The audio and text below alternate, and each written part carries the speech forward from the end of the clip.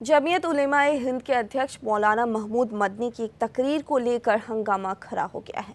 भोपाल में जमीयत उलेमाए हिंद की governing body council की मीटिंग में मौलाना महमूद मदनी ने सुप्रीम कोर्ट पर गंभीर सवाल उठाए हैं। मदनी ने कहा कि अदालतें सरकार के दबाव में काम कर रही हैं। मदनी ने यहां तक कह दिया कि सुप्रीम कोर्ट को सुप्रीम कहने का अधिकार नहीं है। वही जिहाद पर बोलते हुए मौलाना मदनी ने कहा कि जब जब जुल्म होगा तब तब जिहाद होगा। मदनी के बयान पर हनुमानगढ़ी के महंत राजू दास ने प्रतिक्रिया देते हुए कहा कि मदनी की मानसिकता दूषित है। मदनी चाहते हैं कि भारत एक इस्लामिक राष्ट्र बने। ऐसे विचार देश की एकता और पहचान के लिए खतरा है। देखिए, मदनी की मानसिकता दूषित है।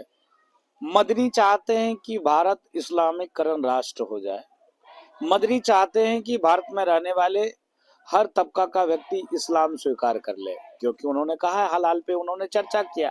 क्या जैन, क्या सिख, क्या बौद्ध, क्या पारसी, क्या यहूदी, क्या ईसाई, क्या हिंदू भारत में नहीं रहते हैं? खाली मुसलमान ही भारत में रहते हैं क्या?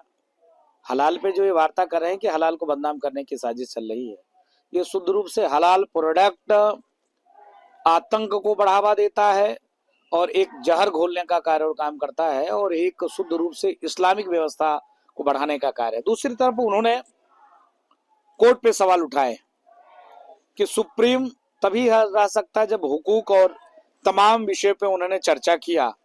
पूछना चाहता हूं, इस्लामिक कंट्री में क्या और मतांतर पंथ का व्यक्ति कहां चला जा रहा है? जमीन निकल जा रही है, आसमान निकल जा रहा है? कहां चला जा रहा है?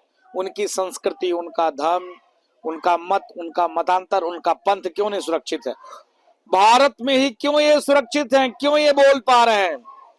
राजू दास जैसे कोई अफगानिस्तान, सीरिया, ईरान, इराक में क्यों नहीं है?